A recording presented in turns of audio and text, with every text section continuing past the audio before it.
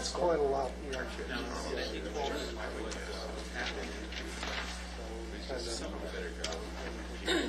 Yeah.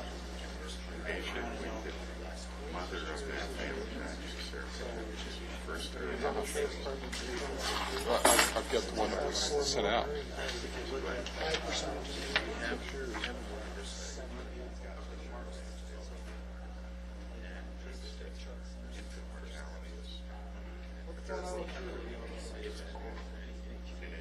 Criminal Justice Commission meeting. Okay.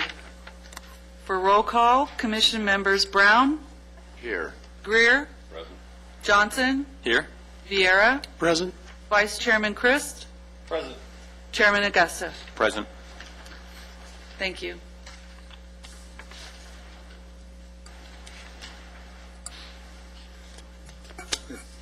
At this time, Mr. Chairman, since I don't see any members of the public here, he's one of our staffers, Luis Garibay. Okay. Very good. You could probably proceed to the agenda.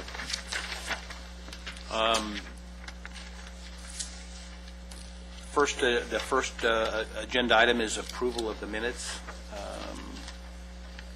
Can I entertain a motion for approval of the minutes of October 15th and the regular meeting minutes for November 19th? So moved. Second. Thank you. You can ask for a vote on that. Do we have a vote on that? All in favor. All in favor? Aye. Aye. Move to item number 2, discussion of the November 19th tour of the California State Prison. Have any comments from the members, commission members on that? Just a quick comment. I thought it was very informative. I thought it was a good, worthwhile trip. I had some follow-up conversations with Jim Jeffrey out there and looking at the possibility of incorporating that crop program within the local school districts here. So that's something that we will be following up with Mr. Jeffrey about. Whoever was the moving force on getting that done, I really want to thank them. It was quite an eye-opening and very informative tour. Who was the moving force? Who put that together? I think Shelley Henson and, was it you?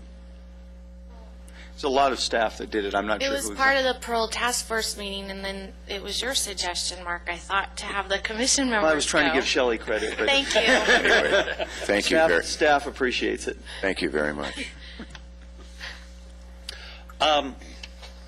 We had talked about different ways to present it to the community.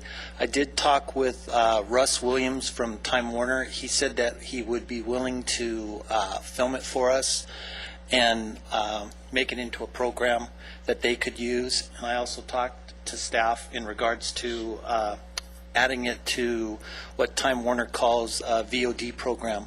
That way you can show it in school to the people that you want to show it to at the times you want to show it to them. So all he would require from us is to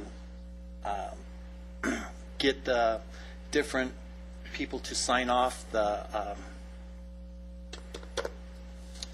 to approve it so they can do it. So he's open to it and we can move forward on that. So I thought that was a good thing to do. I think the public should really have the opportunity to see this, and if not just our community, the entire Southern California community, because it's a great program. And they'll have that opportunity on, if they do it with a Time Warner VOD. VOD stands for Video on Demand, where they can go to it and just pull it up. So I thought it was a great program. Any comments? Certainly appreciated the visit, and I feel like the crop program would be useful not only in schools but also in a program that we're going to describe later called Neighborhood Impact, and just bringing that exposure to some of our young people here in the Valley. So I thought it was beneficial. Mr. Chairman, if I might, I did talk to Mr. Christ about that, and what staff can do is we can put Time Warner in touch with Mr. Jeffra if you haven't already done that. And if that's able to be offered, I think, as Commissioner Johnson said, it would be available to a variety of sources. So I think it's a great idea, is doing it virtually as opposed to physically transporting people, because there's some obvious constraints about taking the program off the prison. So, Any comment? Dennis, did you have any comments to make? No, I thought it was a worthwhile and valuable visit, and specifically some of the people that we had the opportunity to hear speak at the crop program. To me, it was surprising. I want to say that the last person, or inmate, the prisoner that spoke, probably seemed like he had the most serious problems that got him in there, and yet to see him, if you saw him on the street, I think for most of us it was kind of surprising. He just looked like probably a good model citizen. Obviously, it turned out that wasn't the case, so there's some value in having a lot of young people hear that. I was, having been in the law enforcement business for a lot of years, have never really seen that side of the criminal justice system. And I was both somewhat overwhelmed and duly impressed by the manner and the efficiency in which they ran that facility, given the fact that overcrowding is a huge issue, and they have some of the same fiscal constraints that the rest of government is experiencing as well. But I'm ever mindful of asking ourselves and challenging the committee to look for ways to understand how that fits into our community and to what degree it affects one of the things that are going to hopefully be important to this committee. It's certainly important to the mayor, and that is reducing crime in the city. And it dawned on me that it would be important, I think would be potentially be important to have somebody from that facility that is part of this commission and can embrace some of the challenges and become part of the problem-solving process that we're all faced with. So I don't know the proper way, Mr. City Manager, to approach that, but I certainly would like to. Yeah, Mr. Chairman, we are working with staff and working with the prison right now to try to find a member that would be able to serve on our commission. So we're in the process of working on that. Thank you. I did have a comment about the prison visit myself, and I had some side conversations with some of the prison employees, and the yard that we actually visited, or the main yard we visited, was the honor yard. And I think some of you were involved in the discussions that the honor yard is, for the most part, had prisoners that were sentenced for life on there and had decided to turn their lives around and wanted to live in a way that was more positive than the regular prison population. And a problem that Lancaster prison is experiencing now is, I think many of you were involved in this conversation, is that they're starting to put regular inmates into the honor yard that don't want to be there, and that's causing them some major disruptions in that yard. And they were looking for support from at least our state leaders and possibly something we could do through the city to be able to get the prison system itself to quit sending inmates that aren't supposed to be in that honor yard in there. And I'm just wondering if we could talk about how we as a city and as a commission can help them with that goal, because it also affects us if they're having riots and problems within our prison there. So just want to throw that out for discussion.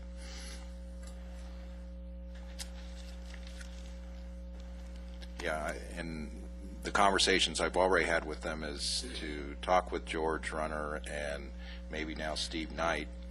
And I'm thinking as commission members, if we have the ability to talk to both George and Steve about the same issues, that maybe we could have some impact if it's coming from a number of sources. And I know that I think one of George's representatives was at the meeting. Shelley, do you know if that was?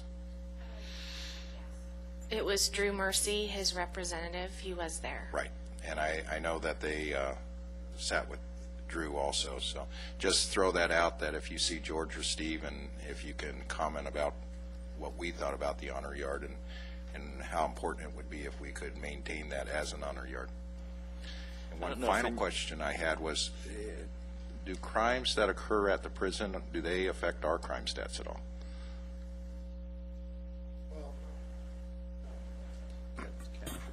No, they sometimes are captured in our crime stats and then we remove them. The only ones that really even get reported through us would be a homicide. And we're able to remove those because they occur on that facility, so we take them out. Are they also taken out of the FBI crime stats that are reported? Yes. Great. Do they, Don, when they report, I'm assuming that when they have something other than a homicide, an assault or a battery or some serious crime, charges do get filed. Does the state do their own investigation and subsequent prosecution to the DA's office of those crimes, or does the sheriff's department? No, they've got their own investigators. They go over and they file with the DA, and they're involved in the prosecution. Do you know if those are reported on the 8715 justice forms that, I believe that's the number, that subsequently is used by the FBI to gather those stats? No? They are not included on our crime stats. Do they have a reporting of their own that would be Yes. captured? Yes. Okay, so it's reported as a crime occurring on a state facility. On a state prison facility. Okay. Correct. Okay. And if you look, you can even go to one of their web pages and you can see what the crimes that occur on their facility. Okay, good. Very good. Rob, you talked about you talked about this committee adopting that. Should there be a formal process by which we contact the commission, either through the city or the commission, to have those discussions with the senator and assemblyman's office? Yeah, I would, and it's not to get out of work, but I think it's more effective if the commission or either the chair or someone contacts them directly and asks them. My personal opinion is the most effective would be to get Steve Knight and George to tour the facility to see that firsthand. Okay. But I think if it comes from a member of the community, I think that would be effective, and I'd request that they take a tour. I'm sorry, say that I more. would request that, ask them if they or their staffs would take a tour, and then specifically have the prison talk to them about that issue. Because that struck me as well, too. That's going to undo a lot of good work if that doesn't get fixed.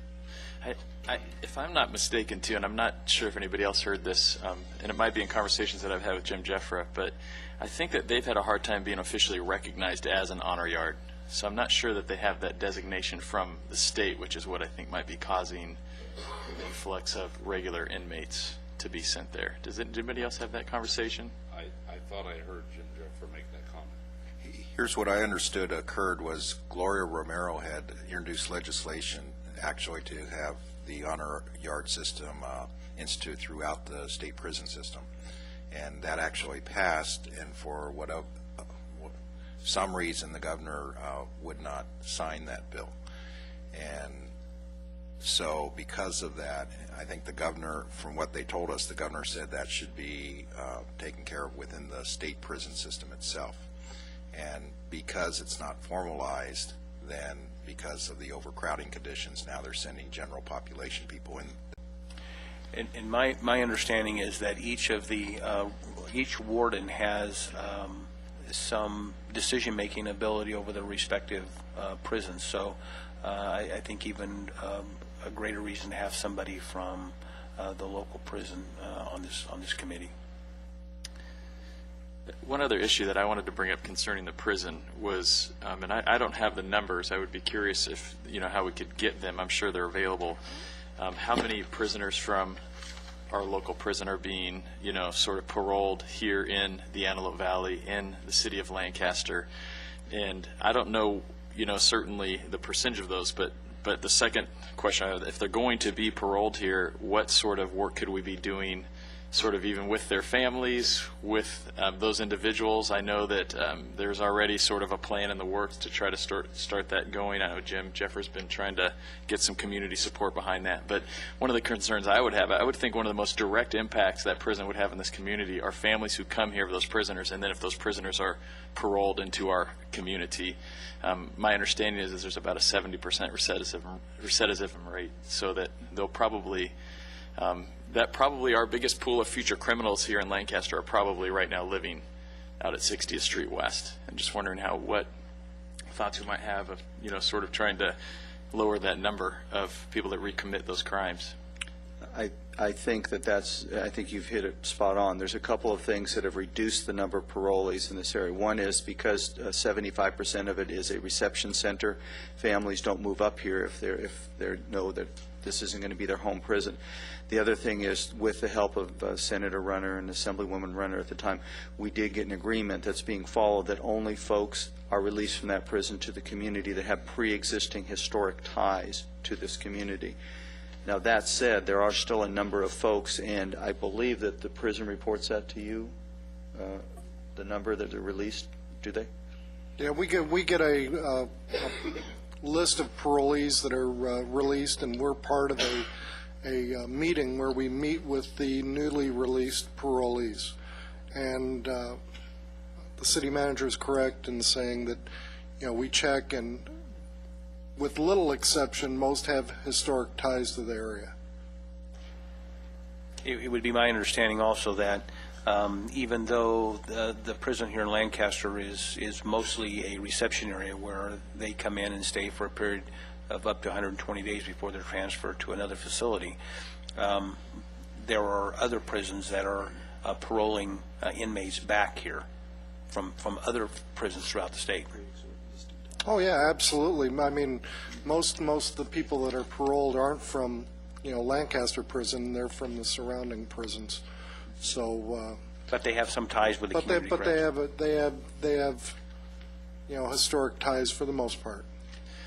Do you have any guess how many in a year are paroled here? I mean, you're getting the information when they're paroled here. You are told that. Is there any kind of a ballpark figure? Valley-wide, our population, it varies from month to month.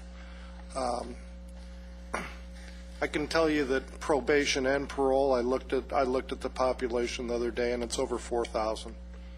Okay. As a point of comparison, Santa Clarita has 64 parolees. They have more deputies than parolees. And when you said 4,000, is that probation and parole, or just parole? That's probation and parole. I didn't separate the numbers here last week, but I looked at the total number, and Valley-wide it was exceeding 4,000.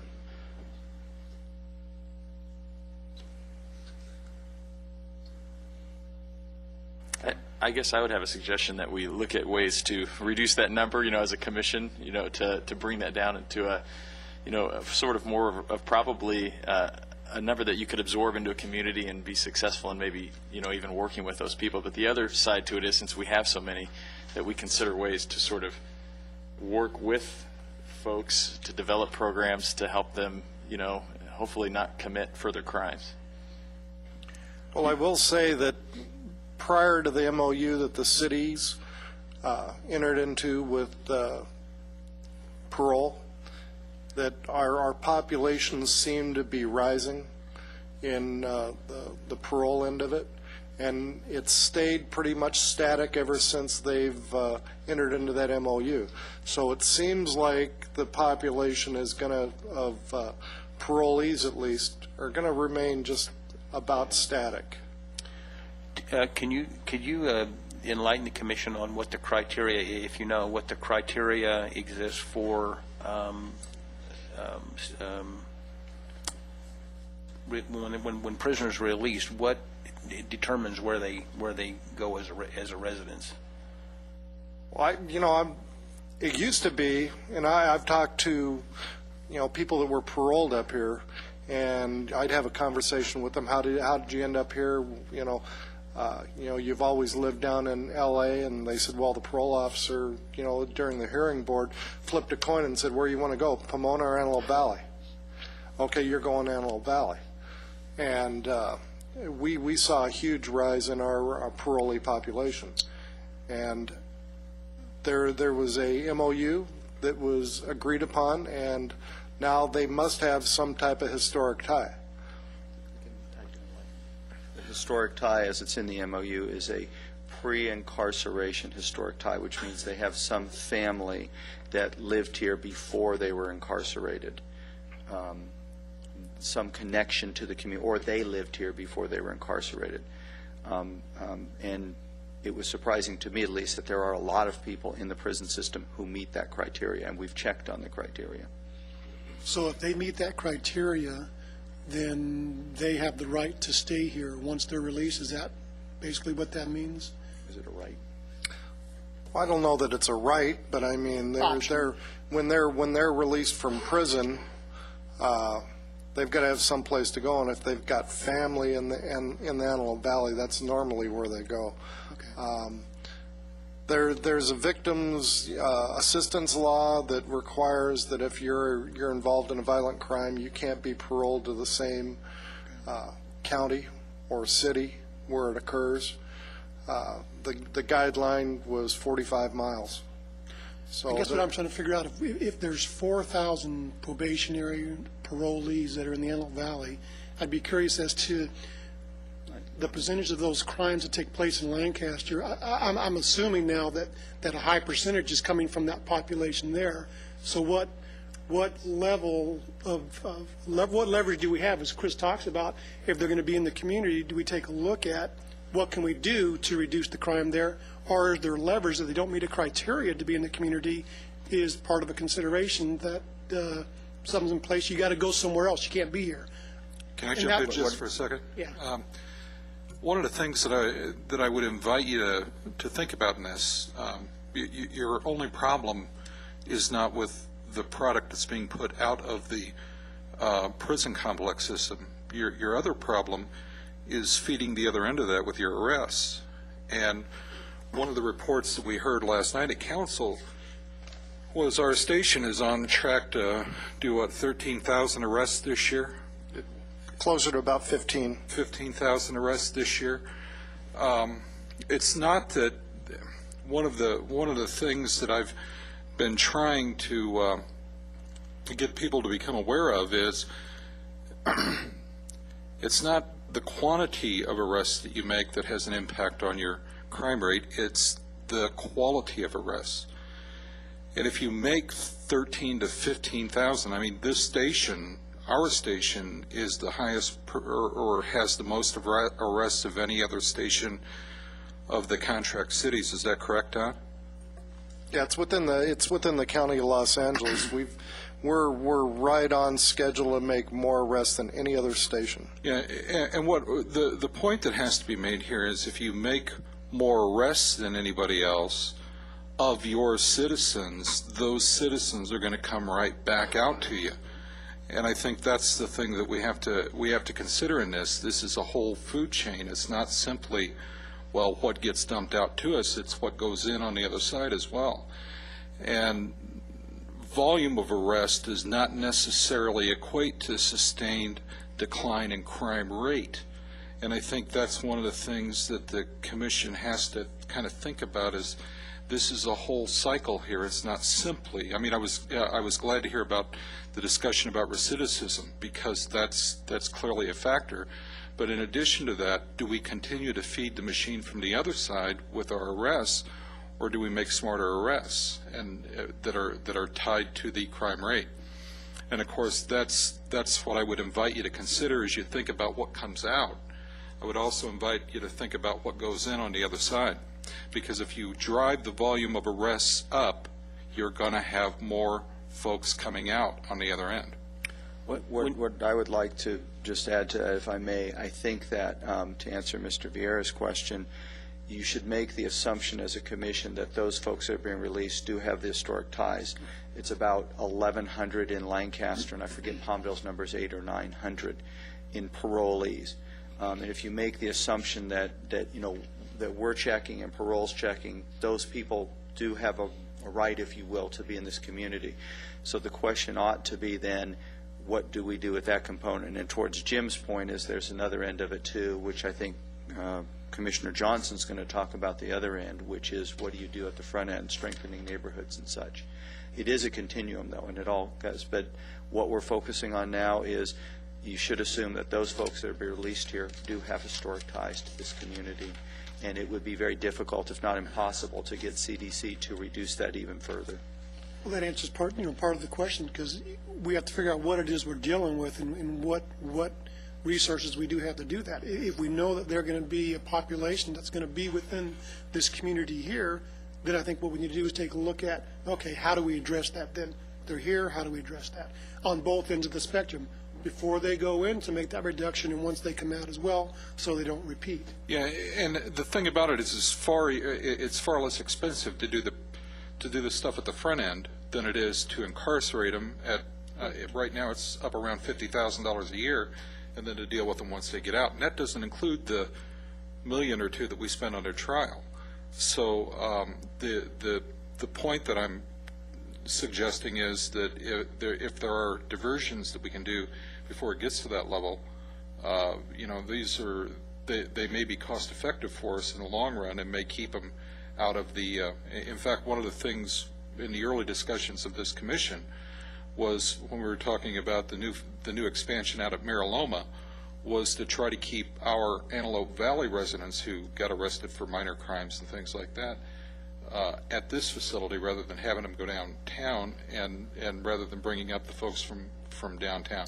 These are all lofty ideas for us and things to work on, but we've got to figure out what feeds that machine to begin with. Just a couple of questions. There was a discussion about 15,000 arrests on track for 15,000. Of those 15,000, what percentage of those are misdemeanors? Yeah, there was like 2,000 Part 1 crimes, so everything else would be, Part 2, not misdemeanors, but the Part 2s, so narcotics, traffic violations, stuff like that. The rest of the remaining 13,000? The remaining of the 13,000. Some would still be lower grade felonies perhaps, but like vehicle theft or something like that, but would fall into vehicle theft would be included in the Part 1. Okay. Yeah, murder, robbery, right. Rape, all the Part 1. burglary, auto theft, petty theft, assault, all Part 1. Everything else, I got to tell you, bulk of our arrests are narcotics related. So, and that's if you were to take a look, that's going to be the bulk.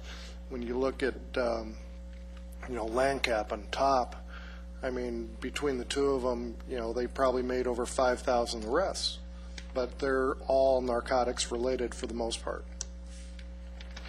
And the second thing I wanted to address, Mr. Cobalt, you said that the focus that some attention needs to be given to consideration given not to the quantity of arrests, but the quality of arrests. I'm not sure what you meant by that.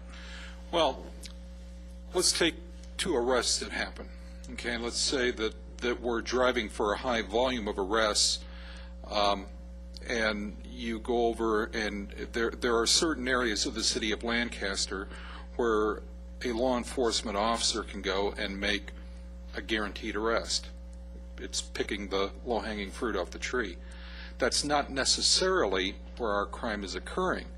For example, you can go to certain streets in this community and do a perfectly legal, reasonable suspicion stop, arrest somebody and take them to jail. But the question is, does that tie to our Part 1 crimes? Are we making the arrest for the peripheral crimes? Let's take for consideration the crime of burglary, which we've been struggling with in this community. If you go to if we go down on Sierra Highway and we pick up somebody on a probation violation, which is perfectly legitimate, that counts as an arrest. What does that count towards a burglary that may be or a burglary problem we may be having out on the west side of town? It would be better to have an arrest out on the west side of town for a burglary offense or some peripheral offense related to burglary, carrying burglary tools, loitering in an area, trespassing in an area, or some offense that could be loosely related to the burglary, or like we're doing with the truancy deputies. Those kinds of things would be related to the Part 1 crime and probably may have some impact on the Part 1 crime rather than going to a specific street where you can cherry pick an arrest. And essentially that's what I'm saying. Certain arrests are worth more weighted against your Part 1 crimes or your crime rates that you're trying to reduce than other arrests. But what you can't predict from that is what part of these, if you take out the 2,000 arrests for Part 1 crimes, the remaining 13,000 arrests, what we don't know is how many of those arrestees would have committed a Part 1 crime had they not been arrested for some minor crime. Well, I would suggest to you that the evidence of what we see in law enforcement right now shows that you make your arrests in the area that your crimes are happening. I believe your background's with the CHP. You don't go out and write tickets in areas that, I mean, if you want to reduce your accident rate, you don't go out and write tickets where you're not having accidents. You go out and write the tickets where you're having the accidents. And that's what I'm suggesting, is that we have to make the arrests in the areas for related crimes to what our Part 1 crime rate is. If we go out and fill up the other problem that this presents is if you go out and fill up the arrests or the prisons with your narcotics arrests, then when it comes time to have somebody who's really tearing us up as far as burglaries go or aggravated assaults or anything else, there's no space for them and they get out sooner. That presents another problem for us. So I'm not saying we don't do that, but we have to think about the way that we approach this and the way that we deploy our resources. Do we want the low-hanging fruit, the cherry-pick stuff off of a couple of streets here in the city of Lancaster that really aren't where we're having our specific crimes, or do we want our arrests in the areas where we're actually having those crimes? Mr. Chairman, I think we're getting into some operational issues, and what I would suggest is we had a very good presentation that addresses some of what Mr. Cobalt is talking about from the sheriff's captain yesterday, and it talks about some targeted and then some parole operations. There's also a system that the sheriff's department is pretty unique, is going to be implementing in next year, which is more of a beat type of system to get more familiar with the neighborhoods and areas. And I think you folks would be well served to get that information. And what we can do is we can schedule that for your next meeting, which is in January. That would be and great. I think it would bring some of those issues to light. Very good. Thank you. Let's move on to our next business item. Greg, if I could, just a couple things. I would find it very useful. You may not find this particularly useful. It's like a busman's holiday, but to have the opportunity to do a ride-along with the sheriff's department and see a little bit of what happens up front. Maybe I can talk with Dawn afterwards, or Shelley, do you have something on that? Yeah, our crime prevention deputy, we call him Monty instead of his full name because it's hard to pronounce, but we work with him every day. So if you'd like to schedule a ride-along, you can contact me, and then I can schedule that with Monty so we can get you in a car. Thank you. The other thing that I was thinking of doing, if you could, maybe afterwards we could talk about it, try and figure out a way to set it up. I'd love to go and visit the love is probably too strong a word, but go visit the the prison's healthcare facility. We see a lot of the prisoners at Antelope Valley Hospital, and I think it would be helpful for me to have an opportunity to chat with somebody there and see if there might be ways we could improve upon that system. So, Okay, thanks. sure. Any other comments before we move on? I have a comment in regards to Mr. Cobalt's, the low-hanging fruit comment. I think the mayor has made it clear that we want to pick both, not only the low-hanging, but the high-hanging. We want everything off the streets. And as a commission, I think that's what we're looking towards doing, not just cherry-picking the top and leaving the bottom. That's what got us to the point where we're at. So when you're saying things like smarter arrest and the low-hanging fruit, I personally want it all off the streets. So I just wanted to make that. Jim, let me address that. I agree with the Commissioner Chris, Vice Chairman Chris, and I think what we're talking about is we need to be in this commission able to have academic discussions and look at it, but you also need to realize that when we're having academic sessions, all of us, that doesn't mean it either is or isn't happening. All of our goal is to improve what we're doing and what we've been able to do in working with the Sheriff's Department, and they've been very open, quite honest, is realizing areas that they probably could have got better in, and then from our end, realizing resources that we should have given them a long time ago. And what we've been able to do with Jim, working with Don, working with the Sheriff's Captain, is get to a point where we are just a few months away from having really good data to do both targeting and doing, as you say, basically cleaning the streets off of folks that shouldn't be there. They're going to do bad things anyway. I think we're very, very close to that. The burglary, and as Mr. Cobalt mentioned, the truancy car, those are examples of that. So I think we're there. I do think that you need to hear from the Sheriff's Captain on what they're doing in terms of all of this. I have never seen, since I've worked on this for 3 years with Don, a more laser focus now on crime, on how we reduce Part 1 crime. I appreciate that, Mr. City Manager. The comments, I think, are pretty academic. The Commission has committed to not involving itself and appropriately not involving itself into the logistical and day-to-day operations of the Sheriff's Department. That is absolutely not what we were doing. I was just trying to get some clarification because I didn't understand, and the Commission members didn't understand exactly what quality versus quantity meant. So thank you for that. Are we ready to move on to number 3? Item number 3 is the Buy Local discussion, the Stay Safe campaign, and I'd like to call on Vice Chair Chris to lead a discussion on that. We need a little history, at least so I can explain it better. When Mayor Paris became elected, right after that, he called me, it was April sometime, in regards to a buy local as far as getting the car dealers and to educate the community on what actually drives sales, how the sales tax pays for the public service community, the paramedics, the firemen, the police officers. So if we're going to reduce crime, and as a criminal justice commission, we need to educate the public on how we get the money to pay for the officers, to pay for the firefighters, to pay for the other individuals that we have working for the city. It was shocking to me.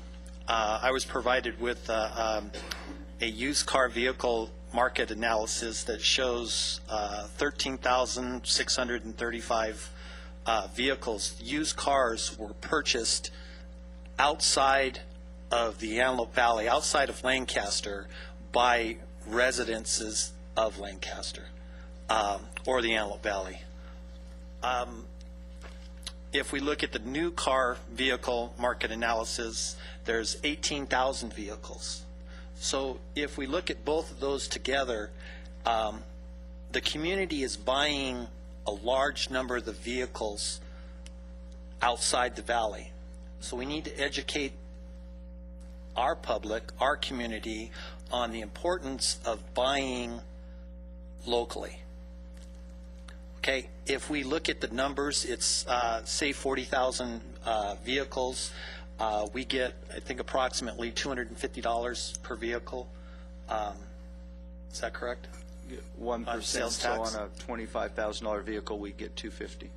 But it adds up to $19 million sales tax for a year.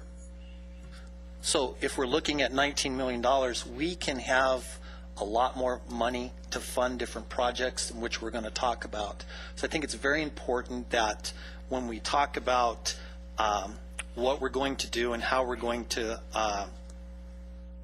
change the crime, we need to say, how are we going to afford to do it? So by looking at that, I talked with Time Warner. I talked to several media outlets, but Time Warner, and they were agreeable to work with us. And the basic project is that the city come up with a set number of dollars. The car dealers come up with a set number of dollars. The city of Palmdale participate. Their auto mall participates. And Time Warner will match them. They will give us an additional $115,000 of value of spots. And then they will give us an additional autofill of our spots, which is a huge amount. So our commitment would be $5,000 from this city, $5,000 from the city of Palmdale, $5,000 from their auto mall, and for a 3-month period. I just think it would be good, and we need to educate the public on what actually gives the city the money. A lot of people think it's from property tax. A lot of people think it's from my income tax. We need to educate them that sales tax drives this city. And if sales tax drives this city and they want a safer city, they need to buy local. So, I mean, I can go through the numbers, and you guys are welcome to look at these numbers, but I talked with Mr. Bozigian in regards to it, and at the direction of Mr. Paris, and we've been working on this for 9 months. There's different stuff that the city is doing. What's the name of the new project that we have for? Shop for Cops. Shop for Cops. So I think it's great. And it's about educating the public. It's not about anything else but educating the public. And if we let them know, I think they're smart enough to understand that rather than go over the hill and buy, if they bought locally, we'll get an officer, maybe 2, maybe 3. At $19 million, we can pretty much fund anything that we want to fund. The education certainly seems like a good starting point, but the question is, why are people going over the hill? Is there something that car dealers or other merchants are offering over the hill that's not being offered in the valley? And should merchants get involved in this by offering some kind of special discount or some kind of rebate for local citizens who purchase particularly big ticket items in town? Absolutely. I think there's a lot of different reasons. One of them is a lot of people have come over from the community from other areas. They've moved into this area. Their families have local ties with other car dealers and have had them for years over the hill, so that's where they've always purchased their vehicles. There's a perception that they could buy cheaper if it's a bigger lot, which is not true. And I have talked to a lot of the dealers, and the dealers are willing to match the sales, to do anything that they can to get the sales dollars to stay here. So, I mean, it's a big program. We have to educate the car dealers as well. But it's not just the car dealers. I heard yesterday on watching the council that a local person went and went to Best Buy to buy a Batman movie. You need to buy that Batman movie in Lancaster if you're going to live in Lancaster. But I don't want to make this just a Palmdale against Lancaster. I want to make it a joint effort with both of them. We can't chase the criminals from Lancaster to Palmdale, from Palmdale back to Lancaster anymore. We have to get them out of the valley. So that's what I'm looking for. It's an education for the entire valley.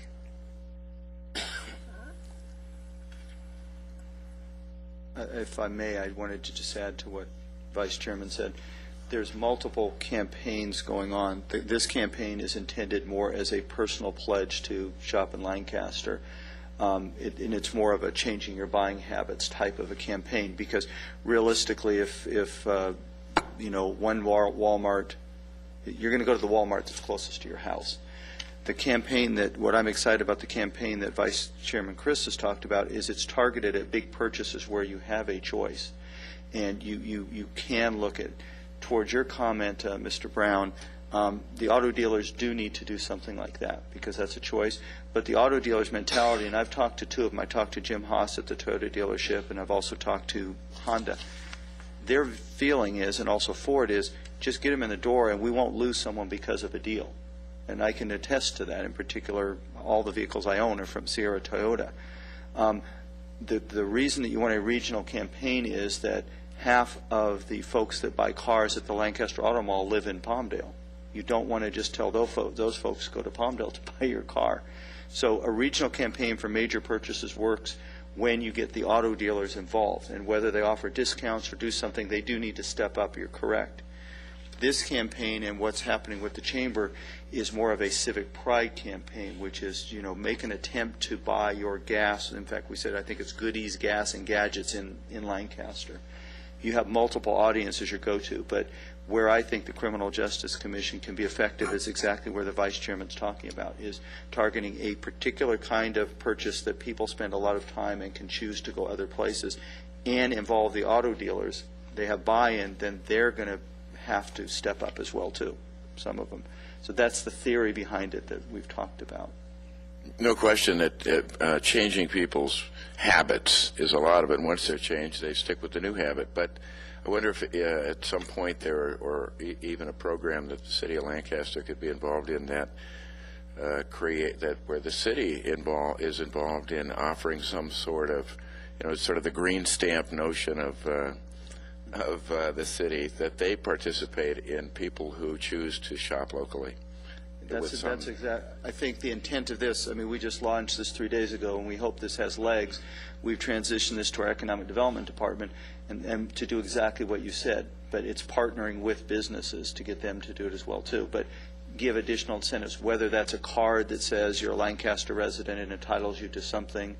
You get businesses involved in that. It could be something as simple as having businesses sponsor the card. Then it's distributed to everyone on the city's nickel to distribute the information with their logo on it, and then the business in turn gives some kind of preferential treatment. So I guess what we're saying is we don't know where this is going to go yet, but it's intended to go where you just said, part of it. But I want to make sure it's different than I think what you're talking about, which is truly a regional campaign that needs regional partners. Can we also look about getting, from these reports, BMW, Mercedes, those kind of dealers up here? Can the city look at bringing up, even if it's a satellite office? That would be my fondest wish. But what happens is that the auto dealers have tried that, and it really needs a dealership to do that. And we've worked with a couple of dealers that are right now working with a couple of nameplates that you just said, and we're putting all our efforts behind with those dealers, good dealers. But that's just a process that takes. There is a perception that there's not the market that they need up here. If we have a broker and that broker purchases a vehicle from, say, Valencia BMW, and the broker's up here, where does the sales tax go?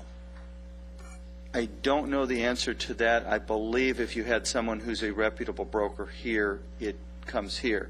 Because I know that you can take deliveries from existing auto dealerships of other models, and the sales tax would come here. Again, it probably takes longer than we're going to have here, but the whole auto industry, you understand it, is pretty complex in that regard, and it goes through the dealerships, and dealers try to protect their territory, and then the manufacturers try to help them protect their territory as well, too. And some of the brokers that are out there now are not, the dealers aren't real fond of. We have a lot of different brokers that are working out of different auto dealers. I know that Robertson has several. I know that Hunter Dodge has several, that you can buy vehicles locally, but I don't know how the tax dollars work with that. I'd have to find out for sure. Okay. We can get you an answer on that. I'd have to find out for sure. Just to make it clear that even the Shop for Cops is a part of this program, but they all have their different needs. It's Kevin Saunders that's working with the pledge. Yeah, Kevin Sanders and Harry Engel started that as grassroots, and they're getting the Chamber and Board of Trade to come on board. Our opinion is, as a city, is you can't have too many of these, because if you're, as you said, if you're changing people's habits, it's reinforcing the same message, whether it's cars or whatever, buy here. So, yes, but there's a lot, that's a grassroots effort. Great.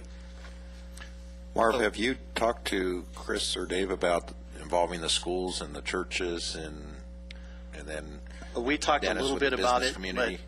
but I wanted to make sure that we got the city's okay before we move forward. Talking with the car dealers about letting them have fleet prices. If the, I think Chris belongs to an organization, CIC. What is it? Yeah, AVCMA is what I'm a part of. CIC, I'm indirectly sort of a part of. Both of those are essentially. And then the school districts, and then Antelope Valley Hospital, then we can get the business organizations to do it. I think if we really push this, but I think the whole thing behind it is education. We need to educate the public, and that is the green stamp that they're getting. They're getting more firefighters, more paramedics, more police officers when they buy local. So what do you get when you buy a vehicle here? You get more police officers. You get a safer community. And I think that's what we're looking for.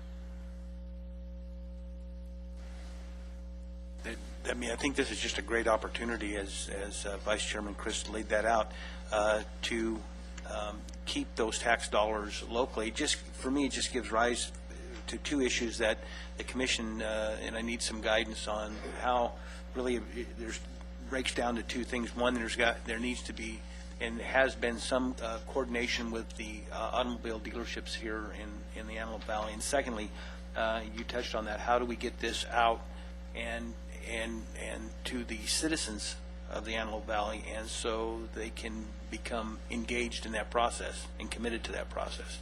And so obviously the commission is going to need some assistance from the city, and we're looking for some guidance on the best way to implement this program. I think the guidance is fairly simple. The commission obviously doesn't have budget authority. That's with the cities. But what the commission has is the idea and the willpower to do it and the people behind it. So it's to approach the cities with the concept. Mr. Chris approached us and with Time Warner and had a very professional, quite honestly, it was a great deal for the city. For $5,000 a month for 3 months, it's about $250,000 worth of advertising. I did sort of a trial balloon with a auto dealer and loved it. So I think really the way is for the commission to endorse the concept and ask Mr. Chris to approach the entities that are going to partner in that and give him the leeway to deal with those partners, because it ends up with money. And the partners would be both cities, the auto dealers, et cetera. I would also say don't bite off more than you can chew. Start with a campaign that's focused, as the Vice Chairman said, on the auto dealers, on getting them for 3 months, see how it works in 3 months, and then go from there. But I think that it really is a the plan is already there, and it's an excellent plan. It's really just authorizing him to approach the different partners. So if you had a motion to that effect, it would kick off. Can we get a motion? Motion that Commissioner Christ have the ability to approach car leaderships here in the Antelope Valley in an effort to increase the revenues towards the two cities. You have a second? Second that. All in favor? Aye. Okay.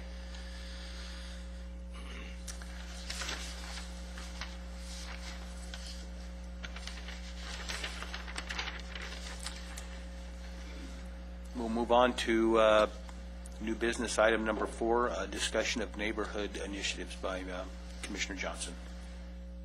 Yeah, I think maybe Rob had sort of signed me up to do this, and I'm happy to sort of share for a few minutes about some things that are happening. And I think, Jim, you're, bringing us back to this is good. That there certainly is the place of just reactive law enforcement, and I think we're all really committed to that. And I just want to affirm that. I'm grateful for all that you guys are doing, and I think the trip to the prison reminds us the kind of people you're arresting, and so we appreciate that. I also think it's important to sort of be on the proactive side, and there's some things going on in our community that are really good and healthy. We're a part of some of that, and I'll share, that with you today, and that's only because I know that best. It's not the only thing going on, but it's one of the things happening called Neighborhood Impact. The city's also doing some really, I think, doing some strong things to help strengthen some neighborhoods. Elizabeth Brubaker, who is on staff at the city, is really a remarkable lady. I'm impressed by her. In fact, I would encourage us to consider having her come maybe to another meeting, maybe in January, to share some of the things they're doing for code enforcement and some ways. She's got a great strategy that she's sort of going after some of these neighborhoods, and I think she'd be the better one to share about that than I. I'm aware of what the city's doing that way, but I think it'd be better if she spoke for herself. I can speak about something called Neighborhood Impact, and it's something that a number of local churches have gone together and doing, specifically our church, Grace Chapel, and Central Christian Church. The Vineyard's involved in that. And the idea is this, is that we establish a community house in local neighborhoods where there seems to be the greatest need. We've done that and tried to set up a model for that in the Paiute neighborhood, which is on 5th Street East and Avenue I, north of Avenue I. Over the course of the last 4 years, it began with a bounce house and a puppet show and, giving away a bike and that kind of a thing, and barbecue. That eventually led to us renting a home in that neighborhood. We felt like it had to be something that was incarnational and consistent, that really what we were finding was to make a difference in a neighborhood, you couldn't just do a one-time program. You really had to get to know the people that live there. And so we have had families living there and running programs. Some of those things have included over the last 4 years, and some of these are just mentioned that these have happened over the last several years, but also in the last year. On October 4th, we had our second Neighborhood Paint Day, which we were able to mobilize 1,200 people to paint 50 houses in that specific area. They met at 7 o'clock in the morning at the Vineyard. 5 different churches and different community organizations were involved in that. Everybody was invited to come and participate. We also had the help of the city arranging to get dumpsters from Waste Management, and I think it was, I don't remember the amount, it was an unbelievable, massive amount of trash that was taken out of the neighborhoods, and if you could be there and see that, it's incredible to see once people, the momentum that happens, people start to clean out their yards and junk from their homes, from in front of their homes, and to see 1,200 people in a very small sort of geographic area, honestly, is pretty inspiring. I just have to tell you, I was encouraged that day. The other thing is that we found is that it's contagious, that we saw neighbors now starting to help other neighbors.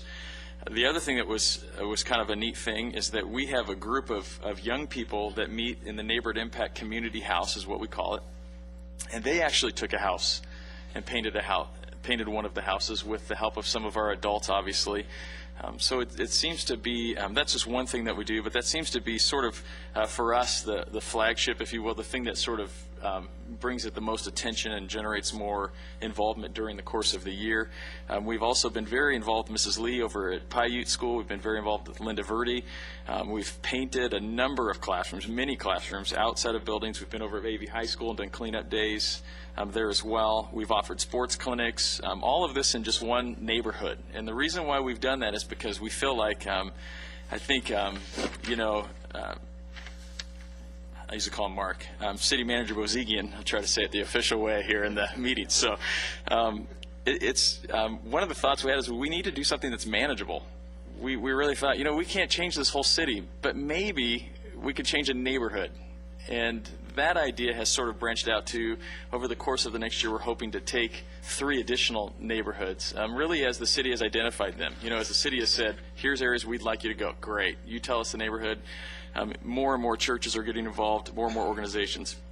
Here's some other things we've done the last year. We've we send kids to camp in the winter and in the summer. We have people scholarship them. They go out to the Oaks, which is out in Leona Valley. You might be aware of that camp. And actually, it's a camp that exists primarily to give kids that live in the inner city a chance to go to camp, to go to, sort of a different setting, to be out in nature.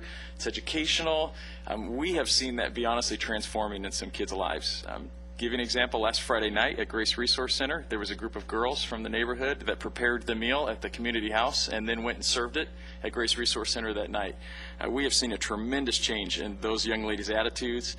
But the thing I would emphasize is this, is that it all comes down to, for us, personal relationships. Just really knowing the kids, knowing them by name, being involved in their lives, and trying to connect them with others who can be a resource in their life. We've had a beach day. There was down in Venice Beach, there's a guy down there, I never would have thought this, that is a nonprofit organization that he will, if you're reaching out to, in your community, he'll let you use their bikes for free down in Venice Beach. So we're taking, kids down, they're riding a bike on the beach that they would never have a chance to do. One of the things, a quote that had come to my mind as I was thinking about today was this, is shape the heart and behavior will follow, and the opposite is rarely true. And I don't know who I stole that from, but as a good pastor, I'll tell you I stole it. We just really believe that it's really heart shaping that needs to happen. And the best time to do that, the younger the better from our perspective. And so that's part of what's happening there. We had a Thanksgiving dinner that Mrs. Lee allowed us to host over in the Paiute cafeteria. We provided all of the food. Just through different members in our church and community. But 200 people from the Paiute neighborhood came out to dinner that night, and it was unbelievable. Just the joy that's in the room, the sense of community that's created through that. We will be delivering 400 gift baskets in the next, I guess it's on the 17th, we'll deliver those to every single home in that neighborhood, personally delivered by individuals, and just with a warm greeting and letting them know they're cared for. We've taken kids to the dentist on buses. Last year on the paint day, we were able to do that. We're right now working with AVPH, which is AV Partners for Health, trying to network better. We feel like there's a lot of organizations in this community that already exist, that we don't have to reinvent the wheel, that we can just be the source of relationship in that community, having a home established there, so that we can bring in those. So AVPH is called AV Partners for Health, and they already have a mobile medical unit, and they'll come. I feel like one of the things that's happening in this community is we're developing credibility. And one of the things that, through relationship, and one of the things I think is important, and we've talked to the city about this over the last several years, is it's critical, I think, and the city's been so responsive to this for several years now, it's critical for us to realize that folks a lot of times in these communities don't have access to much transportation. I can tell you that a lot of folks in the Paiute neighborhood shop at 7-Eleven. That's where they buy a lot of their groceries, which is obviously not very efficient for them or effective. If you happen to live there and you're on a limited income, that's just not, going to make your money go very far. But that's where they're sort of living with what they have access to. The reason that's important is because the city's great at offering programs. But if you offer a program for young people at the Lancaster City Park, a lot of these families aren't going to have their kids involved in that. But if you offer a program in the Paiute gym, they're going to come. So every Friday, the city is really the organization that helped us to line that up. But every Friday now, we have the gym open there at Paiute for the local kids that are within walking distance of the school to participate. We average about 40, I'd say around 40 kids every Friday afternoon there, and it gives us a chance again to build a relationship with them.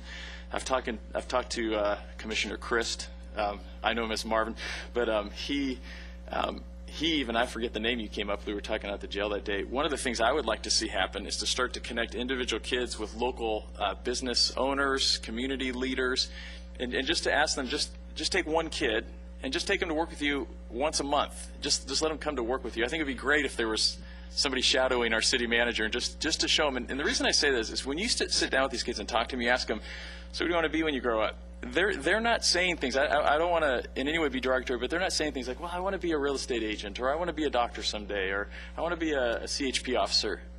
That's not the answers that we're getting.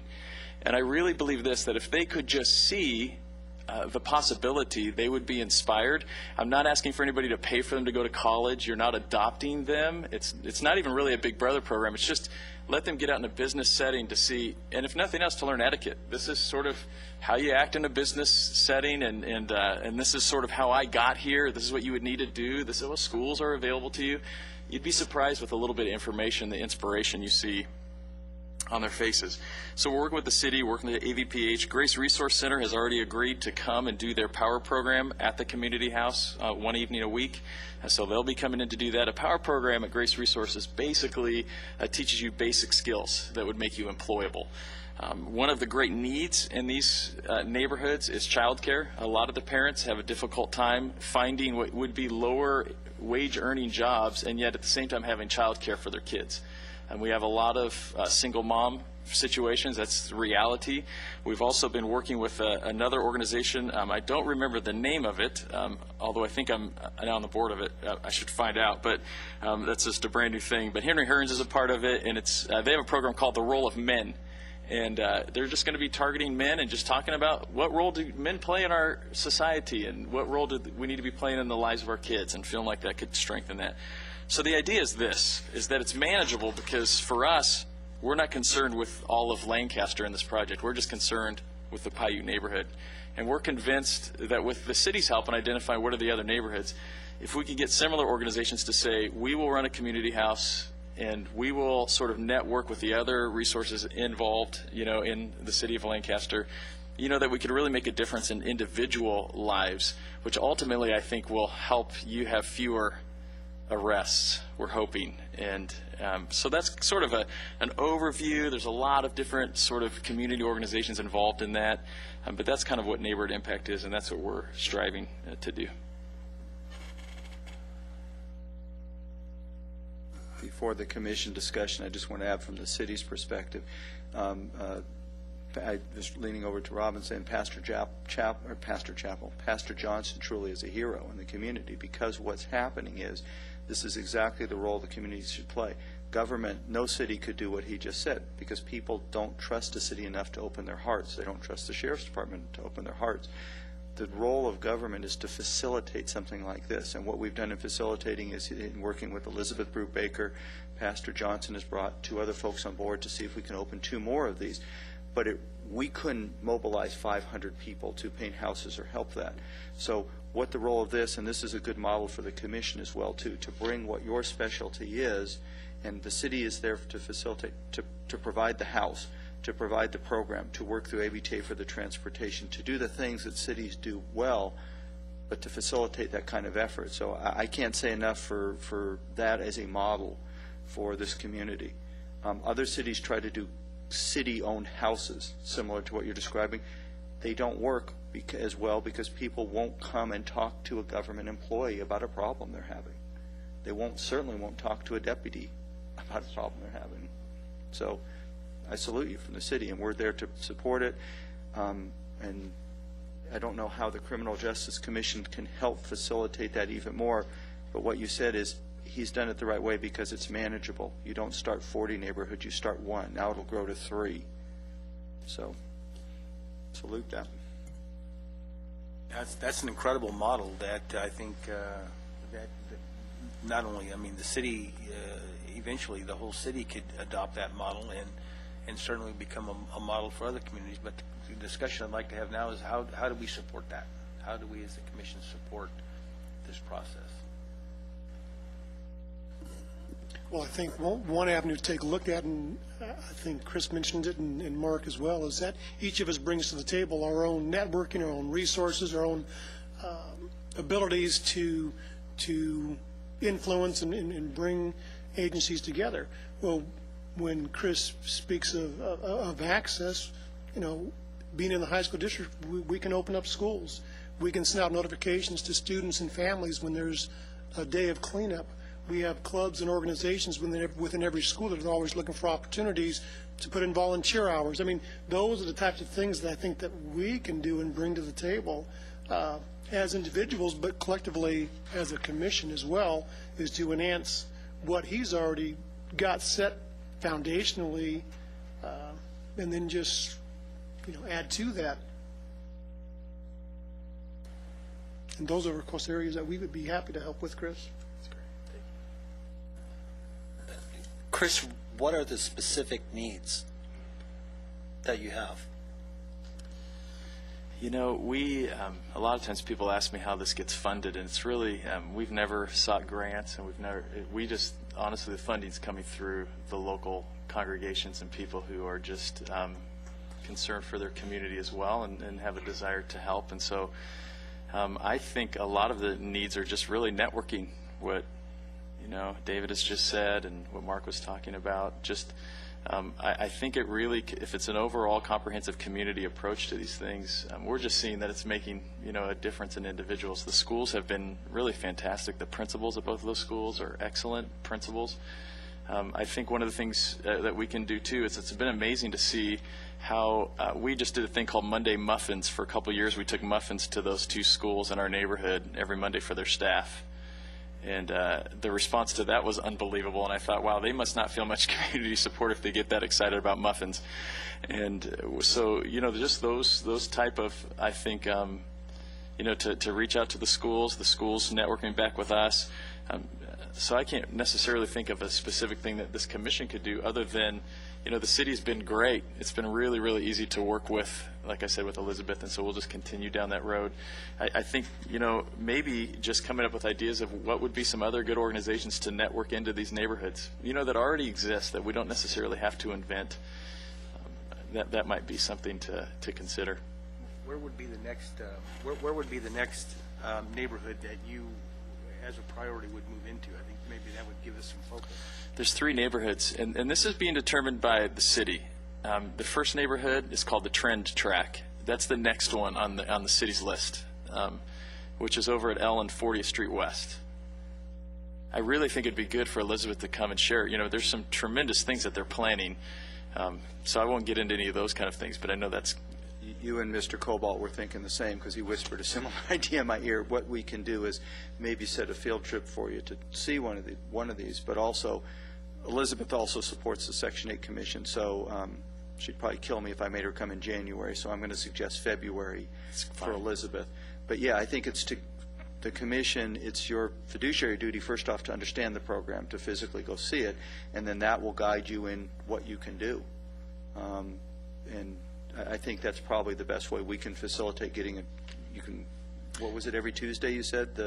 Is it Tuesday or Thursday? You invited me out. We meet in terms of when the community house is open. The community house is open every day. We do have a club, kids club, that meets every Tuesday afternoon. We have a group of girls that meet there on Wednesday, Thursday afternoon. There's additional activities going on, and then Friday's the basketball. So any day, if we ever wanted to go just do a tour, I think it's helpful, honestly, to just have Elizabeth come and to go just drive around some of these neighborhoods that we're talking about and sort of hear what some of the specific issues are. And we can even arrange just meeting some folks that live in those neighborhoods, and you can hear from them.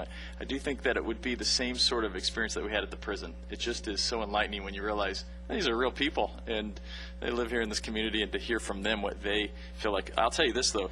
We have been able to identify what their needs are to a much greater precision because we have stayed in that same neighborhood for 4 years. And we've seen kids now growing up. I mean, there's kids that were maybe in 6th grade, and now they're in the 10th grade. And so there's, some of that. We hear their stories. We know the family situations. There's tremendous drug problem. That's tough. So those kind of things I think would need to be addressed as well. And to have a community house there.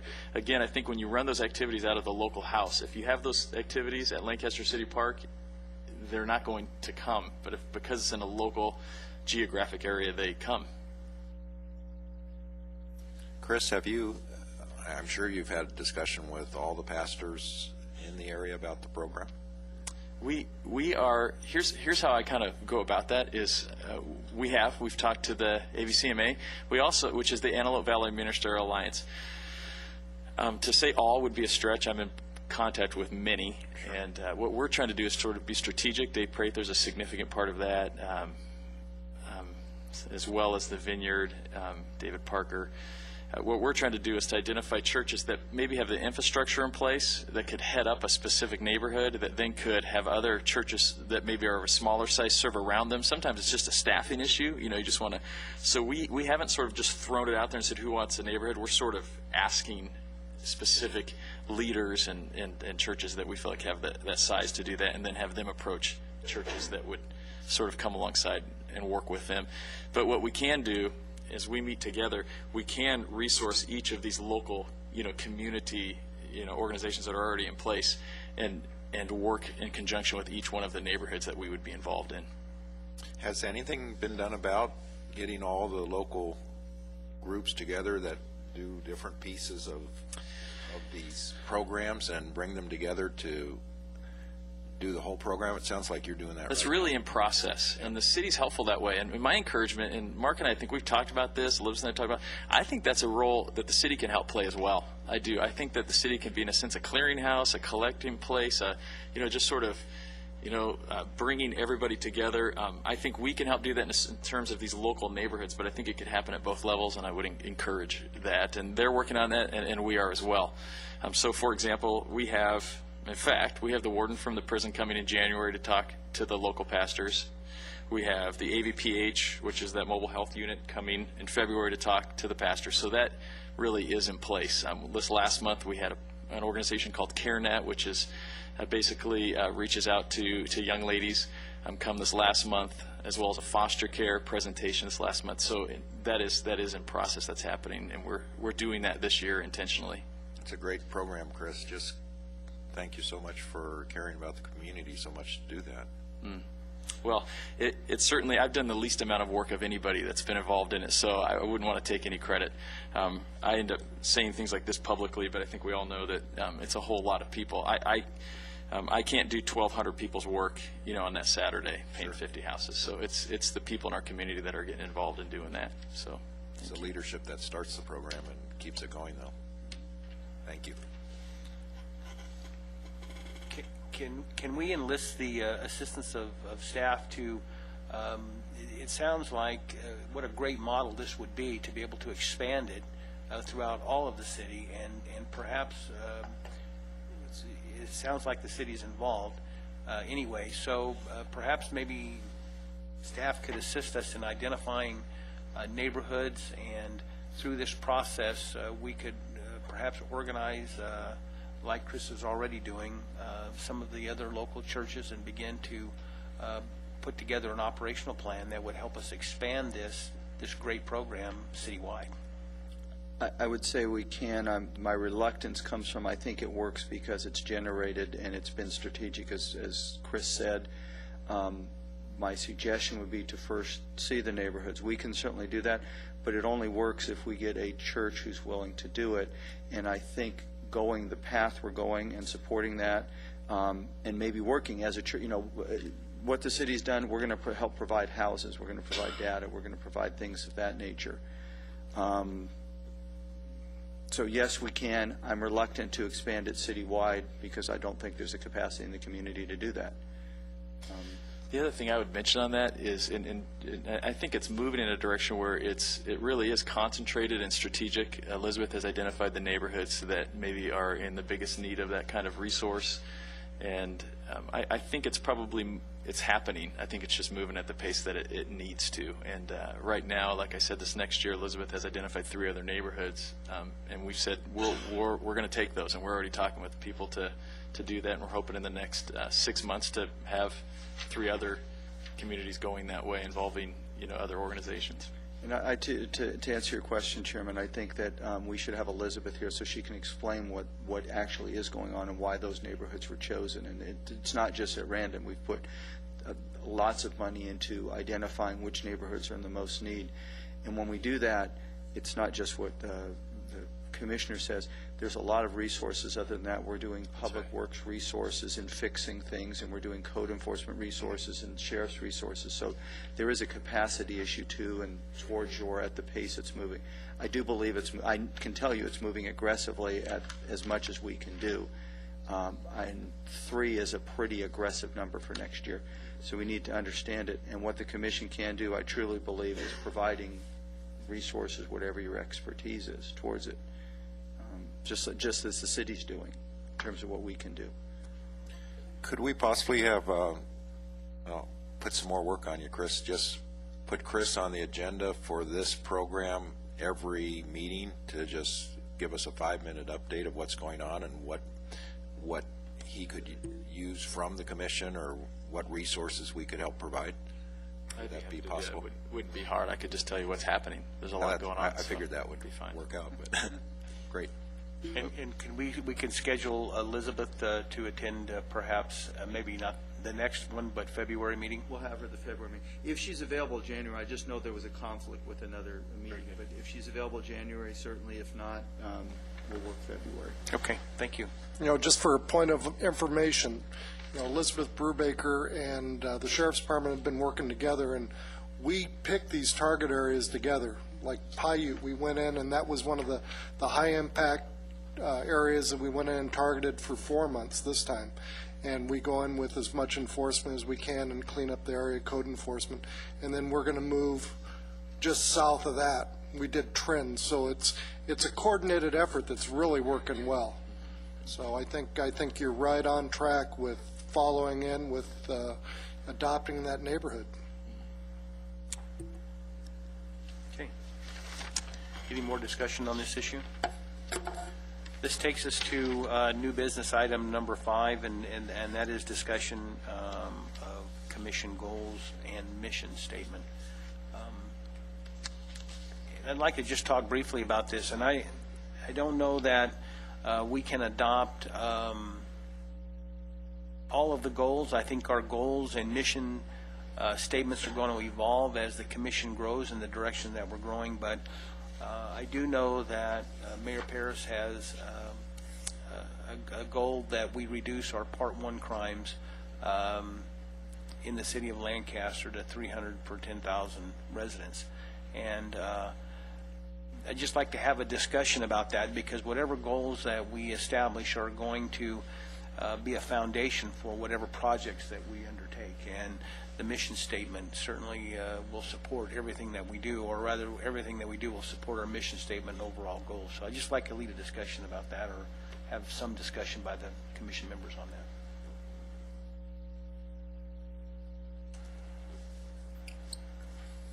that. Well, as far as the goals, these are the ones that, I recognize and we've been told that are important. They're in no specific order, but the court watch, we need to do something in regards to expanding and getting some volunteers for a court watch. We need to take a look at the vertical prosecutor that they talked about, to be able to follow the cases all the way through. We need to talk to the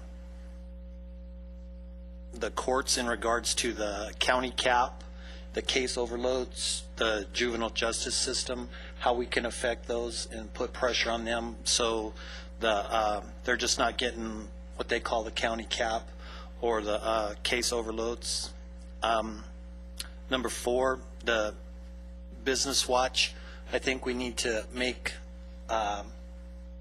it accessible to everyone, and I don't know how good it would be, Mark, as far as to add a premium to the business licenses. That's what I would like to see. That would be removed. Let's say it's an additional $10 for a business license if you don't belong to the business watch. That way everybody can have the opportunity to be business watch, but if they say I don't want to belong to it, because of the manpower that it takes and for the city, it would cost, I know it's a city council issue, but something that we could consider. The waste, as far as for the courts, as far as sending our deputies into LA, that's a problem that we have to address. The stays at the hospitals, how long they have to stay at the different hospitals, and what we can do to correct that. Shop local, we need to address that issue. The crop program at the prison, I think we need to stay on top of that, and we need to push that. The honor yard, and I think that we need to thank the runners for their position in changing it from a detention center out there to a reception center, because I think it's changed the whole thing. And if we look at the numbers, as far as 15,000 arrests, and they're only having 450 cases, they're going to have to go somewhere else but here. So I don't think that we're going to have a problem with too many people coming back to this area. We can't take them. So that's what I'd like to see, that, you know, we take a look at those things. That's what I've got from the 3 months, 4 months that we've been doing this. You know, after our first meeting, Rob Paris and I met with John Nantrop, who's the head deputy in charge of the Lancaster District Attorney's Office. And we had a discussion. We talked to him about some of the issues related to vertical prosecutions and assignment of a DA to the station. And he was very, I would say, I wouldn't say excited, but he was very interested in coming and speaking to the commission as we had Captain Anderson do with the Sheriff's Department. And I think it would be beneficial for the commission to have the ability to listen to what Mr. Nantrop has to say about how the district attorney interacts in the criminal justice system out here, and certainly provide an opportunity to ask, for us to ask any questions, and to, you know, for him to answer those questions. So I would like to put Mr. Nantrop on the agenda for our next meeting to have that discussion, if the commission is in approval of that. Absolutely.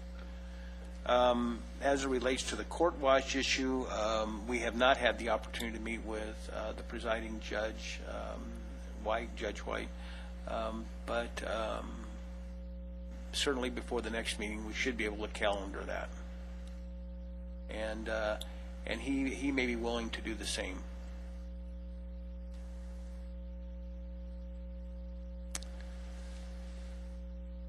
I still want to address the issue of the Part 1 crimes. I still think that is a major focus, and that's what started, if we remember, that's what kind of, when Mayor Paris started the whole process through the Antelope Valley War on Gangs and Crime, it really focused on reducing crime in Lancaster. And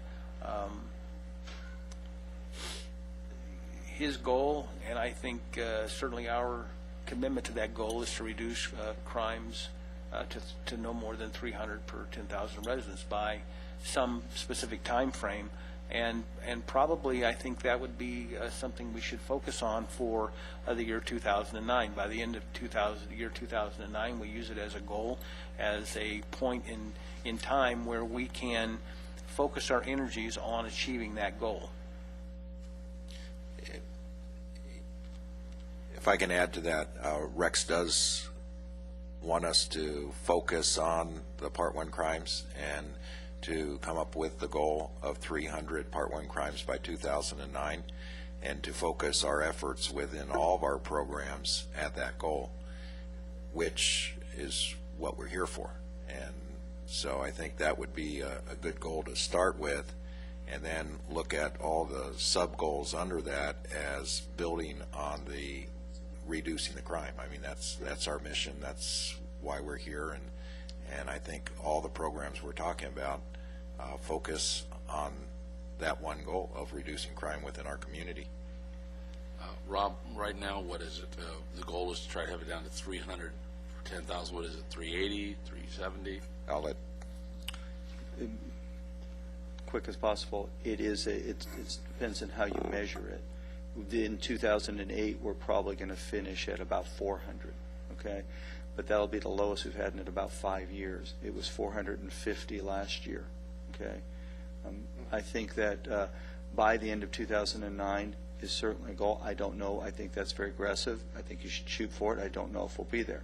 We know we're going to be at 300, okay? At 2009, is it going to happen? If you trend it, perhaps. What we've seen is that some of the programs we put in right now are having some, just taking hold, burglary suppression team, for example. So we're at 400. To get to 300 would be a 25% reduction in 1 year, which would be a very astronomical reduction. You also need to look at crime, and I think you went over this. The last point I'll make is that there's 8 Part 1 crimes. By and large, you can reduce murders to 0, homicides to 0, and not impact your crime rate at all. It's thefts and burglaries are by far the two which are involving residents taking more responsibility for making their homes harder targets. That's through Neighborhood Watch, and businesses through Business Watch and making their businesses harder targets and prosecuting people. So if you want to focus your efforts towards that, if you focus on businesses and residences, that's through Business Watch, Neighborhood Watch, you have the most bang for your buck in reducing it. If you focus on other things, you're going to reduce serious crimes, but not reduce your crime rate. And if I could add, all this year, Lieutenant Downton and I and some of our staff members, we have worked really hard to educate the community. We've had several community presentations here at City Hall, in addition to taking it out to Neighborhood Watch groups. But what's frustrating on our end, and I think you already are aware because we talked about it before, is we offer this education, but we're not getting people to come. We do press releases through our communications office. We now actually, and Terry brought the information for you, I'm not sure if you have it at your desk now, we have a monthly calendar where all of our community presentations are being taped, and they're now being played on Channel 28. But if you can help us with that, like Mark is saying, that would be a huge help, because we're trying our darndest to get the word out to everybody, but not everybody is meeting us halfway and coming to our presentations or taking the opportunity. We even offer home security inspections as well as business security inspections, where we'll go out for free and we have our checklist and we go over windows, locks, lighting, landscaping, everything, and we make suggestions if we feel that they can better secure their home or business, but we don't even do many of those. So any help in, as Mark stated, that would be a huge help.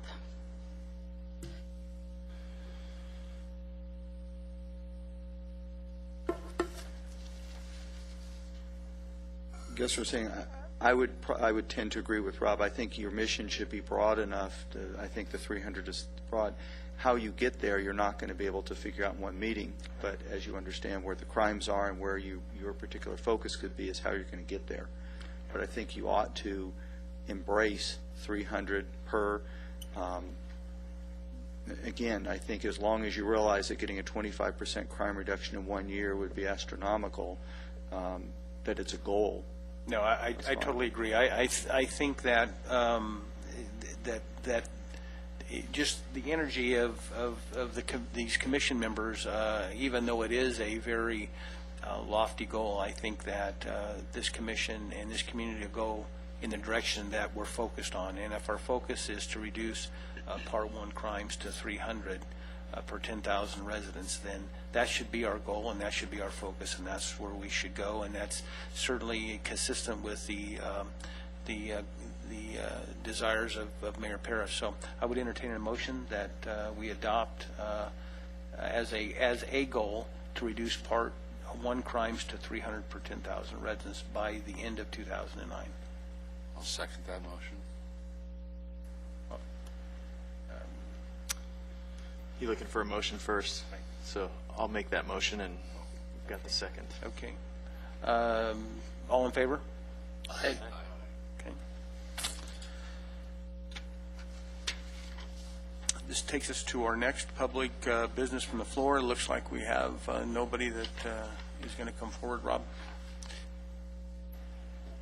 Greg, I was just going to say you might want to continue talking with the commission members about the broader goals now that you've passed that one goal, and just for general discussion, not that action has to be taken, but I think every commission member has an area of expertise where they can start focusing and looking on and coming up with ideas. So maybe just a general discussion now from each commission member if they have some input into that. Okay. A couple things on that regard. I liked Marvin's list of some of these. This idea of court watch, I think, is a fabulous program, and I'm not sure exactly what steps we can take to promote that. The vertical prosecution, another terrific idea. Again, I'm not sure what this commission can do to improve upon that other than give a thumbs up. The business watch, and the Neighborhood Watch are terrific programs. Shop local, I love that, and the concept that we might get people educated about that is a terrific idea. I met with Captain Anderson and Lieutenant Downton about we had lunch locally about some of the things on a smaller level, what we can do at the hospital to get these deputies in and out of there when they bring people over for booking and mental health visits. We've got some plans to try and free up their time.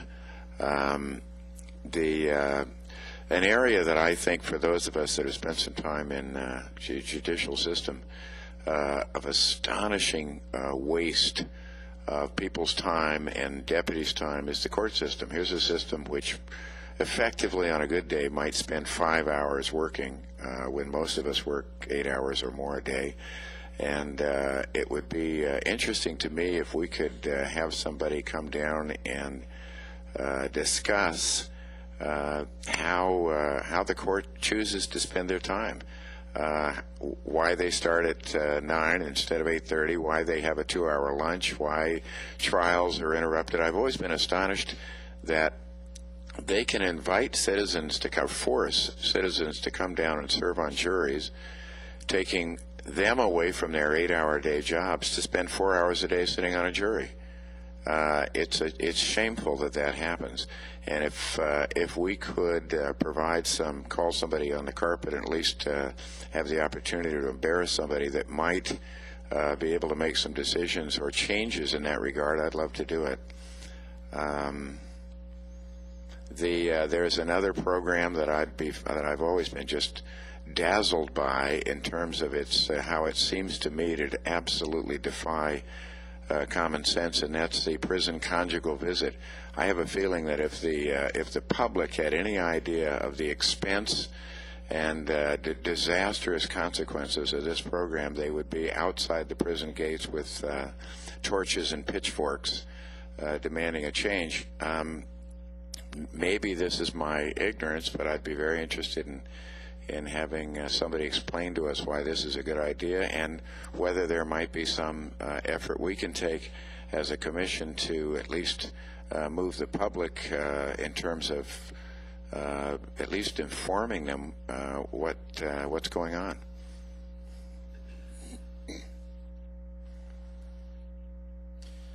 Well, my comments probably be about the same as Mark Chris. I mean, he's listed several ideas and several issues that we've already talked about. When the mayor first discussed the Criminal Justice Commission, it seemed like what he was really asking for were people in the community to serve on this that could engage organizations, associations, in essence network with, rather than one person or a commission of 5, 6, or 7, that could engage associations and organizations that we all either know or involved in. I think Chris's testimony today certainly shows what happens when you have some enthusiasm behind what somebody wants to see happen in a community. I'm familiar with the Paiute area quite well. To hear that you've actually got a foothold in there and making a difference in the neighborhood, especially with young people, is encouraging. If you can do it there and in areas like Trend and some of the other areas in the community that need that help, those are the kind of things that probably start to make long-term change in the community.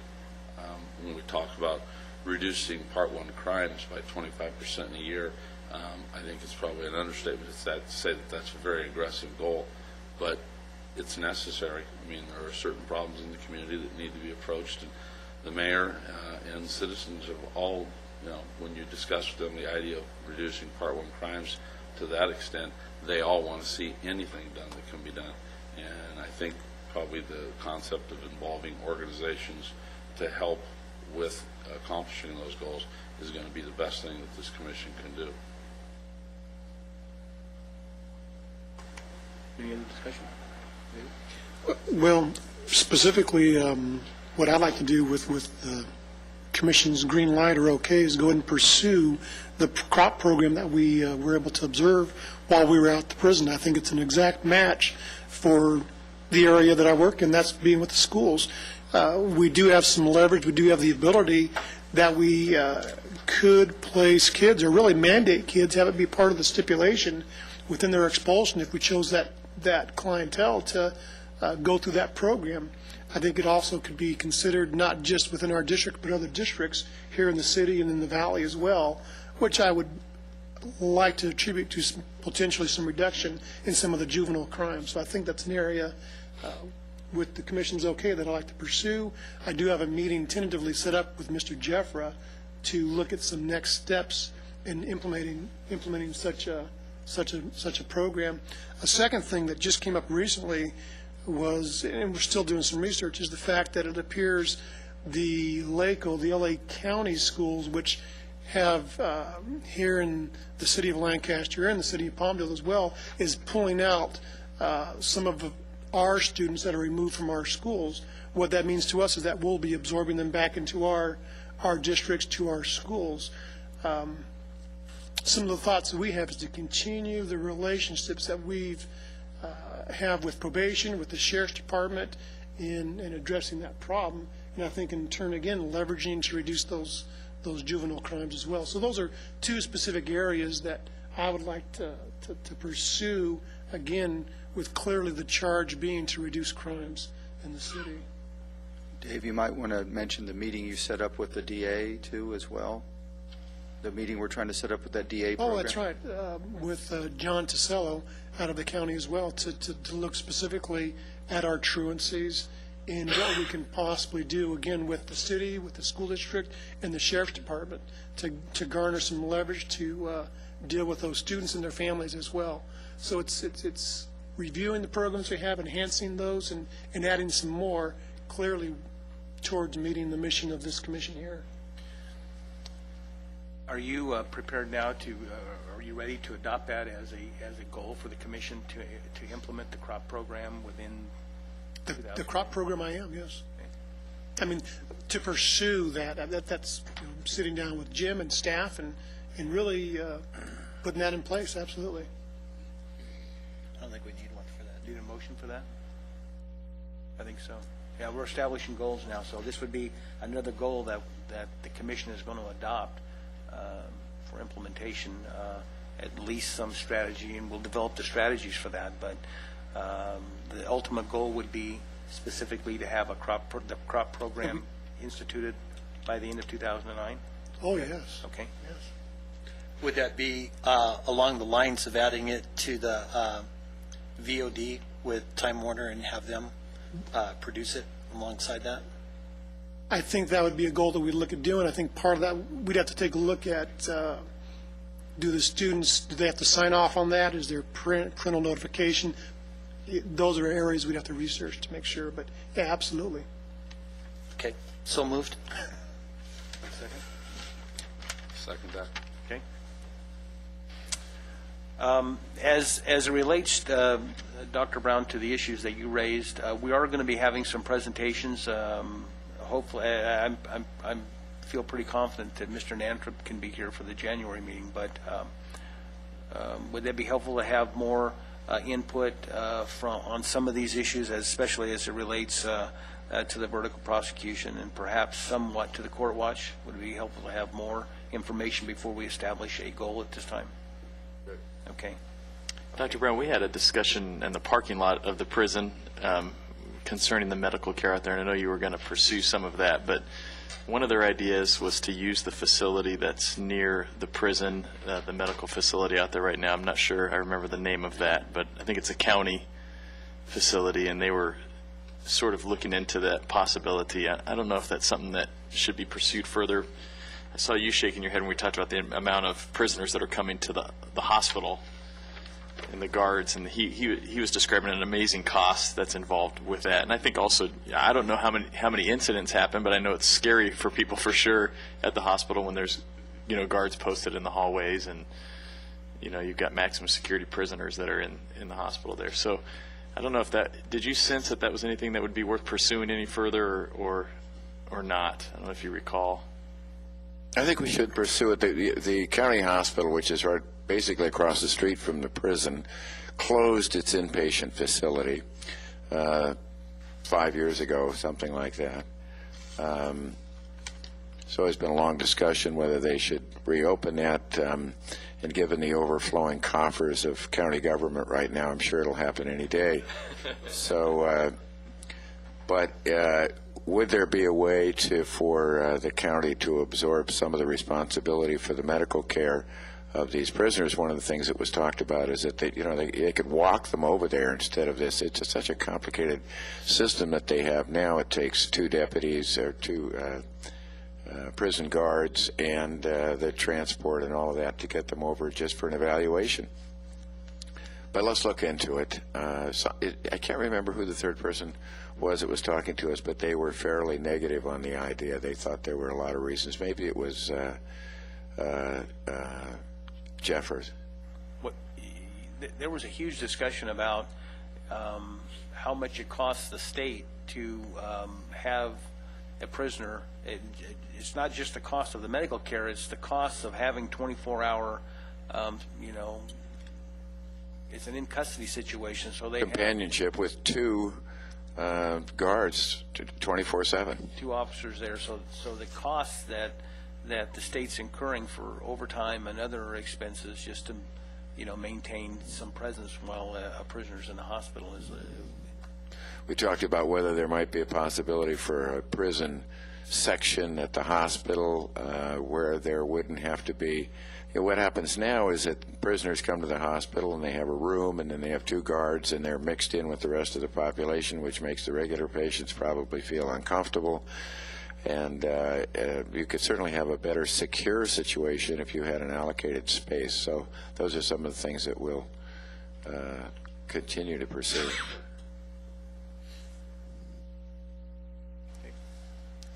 Any more discussion on the issue of goals?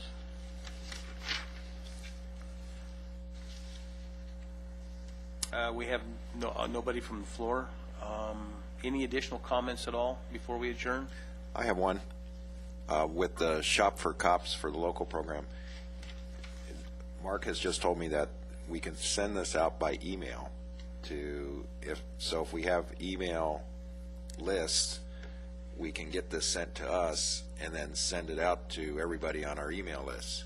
So I don't know, if the school or churches, or I know Marvin has one and Dennis probably has one. I don't know if the hospital has one. I know our office has one, and I know a lot of businesses that have them. So if all of us could go to all of our resources, figure out who has email address lists, and get this from the city and just start sending them out in the thousands, we could have a quick impact on this program overnight. So can we have a short discussion who could do that and who has the ability to get to a lot of people within our city through email lists? You can email it to me. I can email it out to all the people that are in the AV. There's a way that I can email it to everyone that's established there, so it's like 10 or 15,000 people. I figured you'd have a good one. Yeah, no kidding. What would be helpful is if you could give us each of your email addresses where you'd like it sent. And now, from a technical standpoint, I'm going to have Jason and Joe work on, we're actually trying to drive people to the website to do the actual sign-up. So what we send them out and where we send them, we can work those deals out. But yeah, if you give us a email address where you want it sent, we would love to get it out to people. I think the staff already has email addresses for all of our commissioners. So if staff could, well, you're the boss. No, that's fine. Can staff send what needs to go out? Absolutely. And maybe an email explaining what Absolutely. the process we have to follow to get it out, and what they want on the message that goes out? Mm-hmm. Yeah, we'll do that. It'll be quite simple, and we'll send it to you, and then if you can just use that to distribute to your folks. And I'm assuming the city would forward that to the Chamber of Commerce and organizations like that as well? Yeah, on our press release list, we have several hundred, actually probably a few thousand folks that get our press releases, and we've sent a press release out on it, which I'm thinking is what we're going to send to you folks. And it's going to direct people then to go to the specific website, which is shopforcops.org, and then that's what we'll end up doing. So it'll explain the program, it'll have some quotes in there, and it'll tell people where to go to sign up. And then we'll capture it electronically. We will also have these cards physically in certain locations as well, too. Will you allow different organizations to have a link directly to Shop for Cops? So they could put a...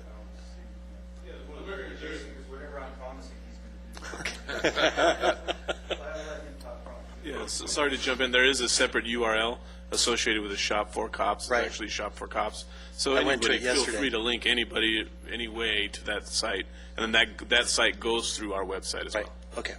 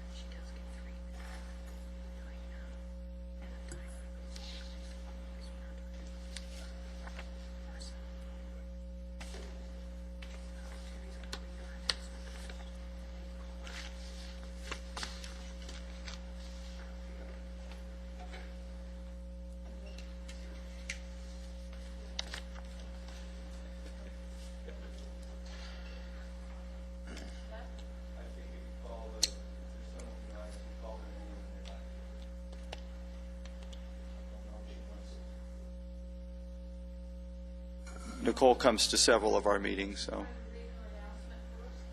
However you want to do that's.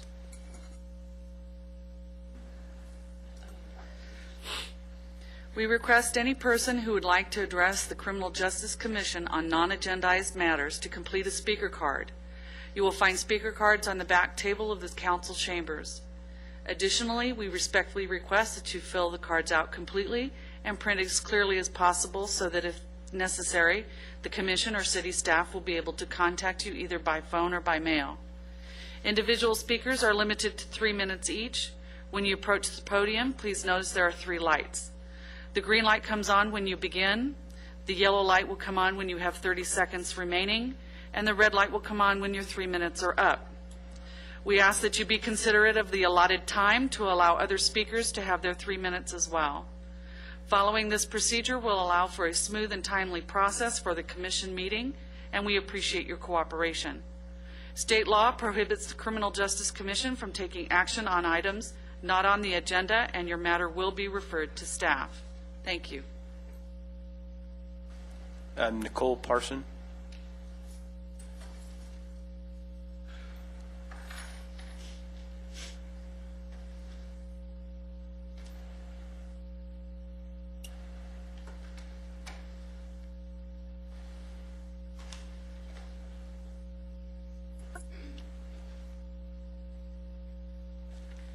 Hi.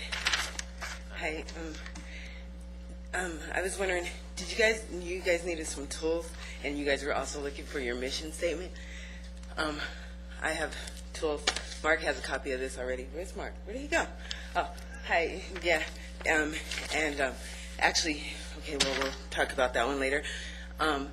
So, your mission statement, I believe, should be concerning the citizens, and there's part 1 and all the way to 8 crimes, and which focus on the community and keeping the community safe as a whole, and that's great too.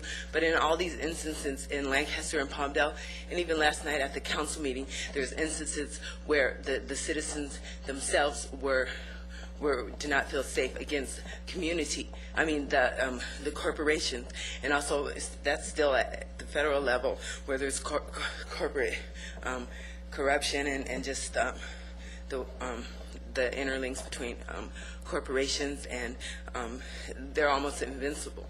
And especially when we don't have, as citizens, have the resources to get back, at them.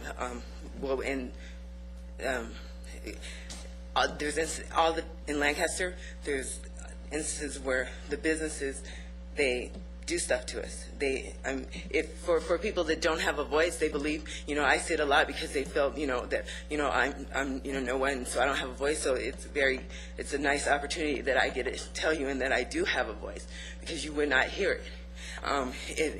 And for you to be here at the City Hall, then it's tools for the citizens for us, here's our voice. We need protection against the corporations. Walmart,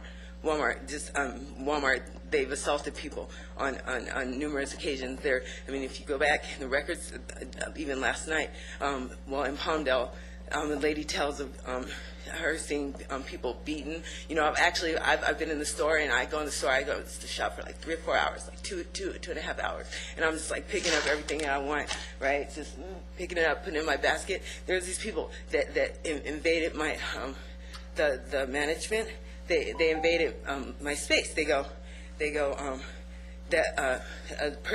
my space, invasion of personal space, and they're like this in my cars, right? And like this, they're like this right here over me, right? And all these instances, they hurt us, okay? And we need a tool that actually that tells about what the business is doing, okay? And also we're doing something to finish disputes in the neighborhood, between neighborhood disputes, okay? Which Mr. Paris he volunteers his time for a group that Teen Watch, basically a Teen Ms. Watch. Person, I'm sorry, your time is up. I'm sorry. Oh, should I put in another card? No, we're at the end of the meeting. Okay, did you guys are you guys going to implement these tools, Mark? Because I'm a development company, but he's already used them, right? So are we gonna, it was developed for the citizens. We have Business Watch in here, which he did. We have, wilderness, we have everything that he developed for, that the Cindy and them gave the presentations on. Those were tools for the citizens. Okay, ma'am, why don't we, I have the information. I've had it for some time. okay. But you didn't use it what it's for, and neither did. Ma'am, I think your time's up. Yeah, ma'am, well, thank you for your time, and if it's been submitted to the city, we'll ask the city to consider that, and thank you so much. Okay, and you're fine and welcome, but we have started the new, you guys had also asked about the dispute resolution, and I have the dispute resolution format right here, and I can, you're welcome. I can come back later and we can talk about it, and I believe that it was already approved. Thank you, ma'am. Okay, you're welcome.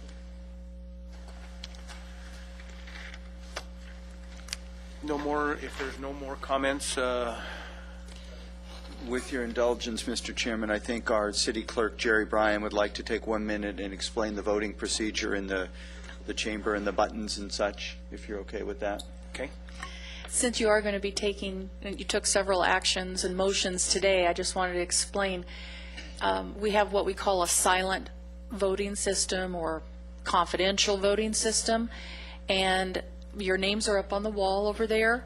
So what you do is, in front of you, you see a little tiny, clear-looking box right down on the desk. You might have it covered up by paper.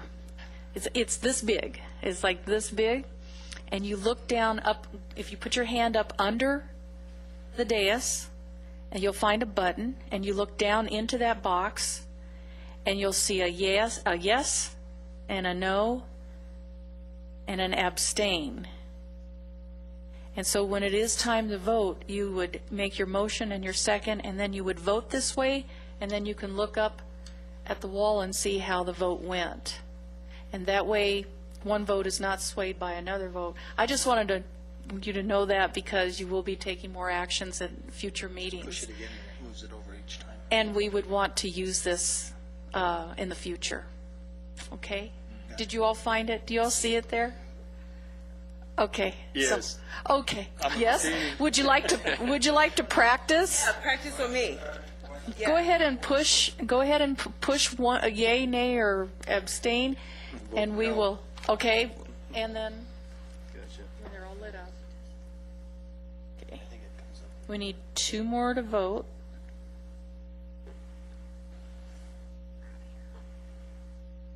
Okay, we need 2 more people haven't pushed the button, or 1 more person.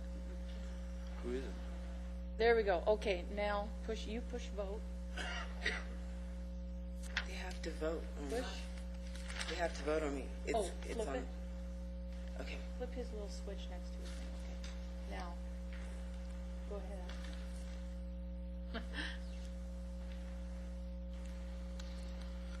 There you go. It's also in front of you. So negative. In front of the dais, going around. You see all the lights? So, you want to be very careful which one you're, because there have been mistakes where someone has said, oh, I meant to say yes to that, so be real careful what you have there. But we want to use this in the future too, so we have a record of that. Thank you. Can you guys vote on me? That you're going to continue and look at this, or? No, there's no action to be taken. Oh, it's public. They can't take action on On the items public. not on the agenda like that. Yeah. Okay, okay, all right. Are we going to do comments? Yeah. We are now at comments, commissioner comments.